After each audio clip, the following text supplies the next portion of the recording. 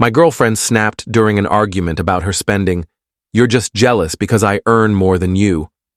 I said, "You're right, I'm jealous." Then I showed her my hidden bank account. The balance shifted her perspective. I'm Jake, 28, male, and I should have seen this coming when Elise started tracking our restaurant bills to ensure I paid my fair share, despite her earning twice my salary. We'd been together 2 years, living together for 8 months in her upscale city apartment. The setup seemed logical at first. She owned the place, and I paid her $800 monthly rent, well below market rates. She never missed a chance to remind me how generous she was. "You'd pay double for a studio around here," she'd say whenever we bickered about anything. Elise, 29, worked in medical device sales, pulling in about $120,000 plus bonuses. I earned $55,000 as a supply chain analyst for a mid-sized freight company, not flashy but reliable. She knew my salary because she'd insisted on seeing my pay stubs before we moved in together, claiming she needed to evaluate the financial risk. That should have been the first warning, but I was too smitten to notice. Her spending started small, designer handbags here and there. Then it snowballed. 400 dinners, weekend getaways to Napa, a new Tesla Model 3. All while whining she was strapped by mid-month. "Credit cards are basically free if you pay the minimum," she'd joke. Meanwhile, she'd give me grief for buying store-brand coffee. Last Tuesday, it all exploded. She'd just spent $3,200 on a high-end wellness retreat in Tulum for her and her sister. I made the error of suggesting she ease up on spending since she'd been stressing about her visa bill. "Are you serious?" She laughed, incredulous. "You're giving me financial advice? You earn less than my quarterly bonus. You're just jealous because I make more than you." "You're right," I said, voice steady. "I'm jealous." She looked triumphant. "At least you can admit it. Focus on your own career instead of tracking my money." That's when I opened my phone and logged into my other account. The one I'd never mentioned. The one with $267,000 sitting in index funds and ETFs. See, Elise didn't know my grandfather owned a few rental properties. Nothing grand, just 3 units bought in the 80s. When he died 5 years ago, he left them to me. I sold 2 and kept 1 as a rental. After taxes and setting aside funds for management, I'd netted about $180,000 from the sales. The rental brought in $2,100 monthly after expenses. I'd lived frugally for years, investing every spare dollar. Her face cycled through a dozen emotions as she stared at the screen. "What? What is this?" "My investment account," I said simply. "And before you ask, it's all legit. Inherited properties, sold them, invested smartly, doing this since before we met. You've been lying to me this whole time?" "Never lied. You never asked about other assets. You only wanted my pay stubs, remember?" The entitlement surged instantly. "We're building a life together. You should have told me. Do you know how much pressure I've felt thinking I was supporting us?" "Supporting us? I pay rent, buy groceries, cover half our dates. How are you supporting us?" That's when her mask fell completely. "I've been funding your lifestyle, this apartment, our trips, everything. And you've been sitting on $250,000? Your trips, that I paid my share for. And I pay you rent for a room, not half your mortgage. There's a difference." For the next 2 hours, she swung between fury, tears, and odd attempts at making up. Suddenly I was babe again, not roommate like she'd called me to her friends.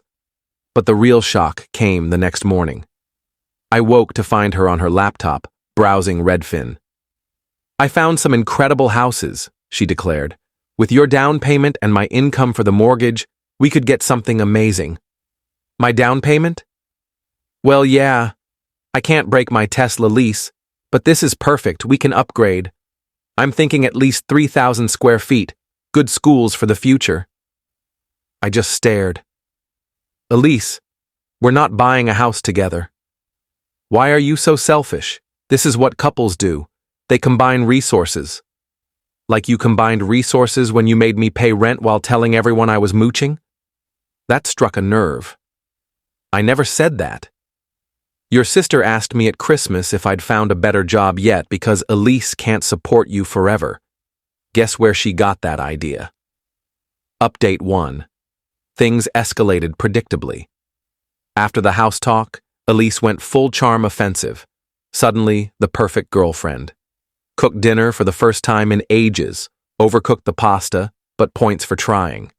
Initiated intimacy nightly.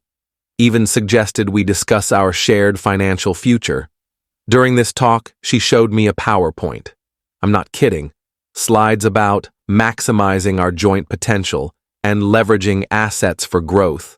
She'd calculated how much I'd save on taxes by claiming deductions for our future house.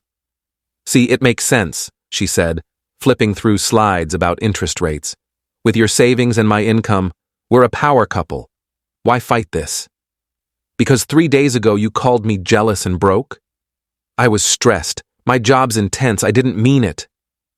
Then came the guilt trips. Her mom called, odd, since we'd met maybe twice, saying how thrilled she was that Elise found someone stable. Her best friend texted, asking if I'd help Elise pick an engagement ring since she's too shy to mention it. She was running a full campaign. The breaking point came yesterday. I came home to find Elise with a financial planner in my living room rifling through my mail. What the hell? Babe, perfect timing. This is Connor from Capital Advisors. I thought we should get expert advice on merging our finances. Connor looked uneasy. Elise said you were delayed but approved this meeting. I approved nothing. You need to leave. Elise tried to smooth it over. Don't be rude. Connor came all this way. Connor can bill you. Get out of my home. After Connor practically bolted, Elise lost it. Your home? I own this place. And I pay rent, making me a tenant with rights. Going through my mail is a federal offense, by the way. You're being absurd. I'm trying to help us. No, you're helping yourself to my money. Pack your things. We're done. Excuse me? We're done. You've got no respect for boundaries for me or for federal law. I'm out by month's end, per our rental agreement. Until then, I'm in the second bedroom. Touch my mail again, and I'm calling the police. She laughed. Actually laughed. You're dumping me because I want to plan our future? Good luck finding someone who'll deal with your trust issues. And good luck finding a place this nice for $800. Already signed a lease. Turns out, with great credit and assets, landlords love you. Her confidence flipped to panic. You? You found a place already? When? Last week, while you were in Tulum, spending 3 months of my rent on yoga and smoothies. That's when the real Elise emerged, the one her colleagues probably see when someone snags her deal. You spiteful jerk. You've been planning this while sleeping in my bed? The bed I've been paying to sleep in? That one? She threw a mug at the wall, missed me by a mile but made a mess. You think you're so clever with your secret money? You're nothing. I made you look respectable. My friends think you're a loser. Your friends believe what you tell them. And since you've been lying about supporting me, what does that say about you? She started grabbing my stuff, tossing it into the hall. Joke's on her. I'd already moved anything valuable to my friend's place. She was throwing out old socks and cheap chargers. Get out. Get out now. Legally, you need to give me 30 days' notice. I have tenant rights. The look on her face when she realized I was right? Deeply satisfying. I'll make your life hell. Cool. I'll document everything for the restraining order. She slammed her bedroom door so hard a frame fell off the wall. I went to the second bedroom, locked the door, and started recording on my phone, just in case. Within an hour, she was blowing up my phone from her room. 82 texts, from "I'm sorry" to "You're a pathetic loser" to "We can fix this" to "I'll sue you for emotional distress." Then came the PayPal requests. $400 for emotional damage, $800 for last month's rent, $50 for utility overages, $3,200 for half the Tulum retreat since we're a couple. I screenshot everything and declined them all. Around midnight, I heard her on the phone, sobbing about how I'd financially abused her by hiding assets. The delusion was unreal. Update 2. The last few days have been a learning experience. Good thing I documented everything. Elise went from zero to unhinged fast, but in the dumbest ways. First, she tried changing the locks. Came home to find my key didn't work. The locksmith was still there, and I showed him my lease agreement and ID. He looked at Elise and said, "Ma'am, you can't lock out a legal tenant. I have to give him the new key." She argued, but he wasn't budging. "Look, I don't want a lawsuit. Here's your key, sir." He handed it over while Elise stood there, fuming. Then came the utility wars. She cut off the Wi-Fi, changed streaming passwords, and, accidentally, shut off the hot water. Joke's on her. I've got unlimited data and a gym membership. Cold showers weren't fun, but I documented it all and filed a complaint with the tenant board. But here's where she really messed up. Remember Connor, the financial planner? Elise gave him my personal info, social security number and all, from the mail she rifled through. Connor ran a credit check without my consent to prepare investment plans. That's identity theft. His firm doesn't mess around with liability. I reported it, and their compliance team called me. They were very curious about how Elise got my info and why Connor ran my credit without permission. It could cost him his license. Connor threw Elise under the bus immediately, sharing an email where she claimed I was her fiancé with power of attorney. Hilarious. She'd even forged documents. While this unfolded, Elise was spinning a different tale online, posted about discovering her boyfriend was a secret millionaire who'd been exploiting her generosity. Her friends ate it up, commenting about financial abuse and gaslighting, until I posted my reply. A simple screenshot of our texts where she admitted lying to her friends about supporting me, plus her PayPal requests for emotional damage. Tagged her with, "Odd how I was exploiting you while paying rent and half of everything." Also, $267,000 isn't a million, but math's not your strength. She deleted her post in an hour, but the damage was done. Her sister messaged me privately. "I knew something was off when she said you were broke, but somehow paid for Maui last year. Sorry she's like this." Then came the work drama. Elise thought she was clever, calling my employer to say I was unstable and hiding potentially shady assets. She didn't know my boss's sister is a tenant lawyer. Boss called me in, we laughed about it, and she gave me her sister's card. "Sounds like you'll need this. Also, take a few days off to handle your move. Paid." The tenant lawyer was thrilled with my evidence. She changed locks, cut utilities, and there's a paper trail. This is gold. We can sue for constructive eviction, harassment, and emotional distress. Plus, the identity theft, criminal charges. I didn't want to go all out, just wanted out. But then Elise made it personal. She called my mom, my sweet 62-year-old mom who lives 3 states away, clueless about this drama, saying I was dangerous and manipulative, and she should check on me because I might hurt myself. Mom called me in tears, terrified. It took an hour to calm her down and explain. That's when I decided, full consequences. Filed a police report for identity theft, requested a restraining order with all my documentation. Had the lawyer send a demand letter for damages from the illegal eviction attempts. Reported her to her company's HR for using work resources to harass me. She'd been calling from her work phone. But the best part? That rental property I kept, generating $2,100 monthly? It's in a college town 2 hours away. Fully furnished, 3 bedrooms, ideal for young professionals. Guess who just signed a lease for $2,400 a month and moves in next week? Yup, Connor, the financial planner. He reached out after getting fired, desperate for a place after his firm blacklisted him. Felt bad for him. Elise screwed him over too. Gave him a slight rent discount in exchange for testifying about the identity theft if needed. Elise found out when she tried to apologize to Connor and get him to lie about the credit check. He told her he was moving into my rental and blocked her. Her meltdown was legendary. 67 missed calls in 3 hours. Voicemails from screaming to sobbing to threatening to expose me. Expose what?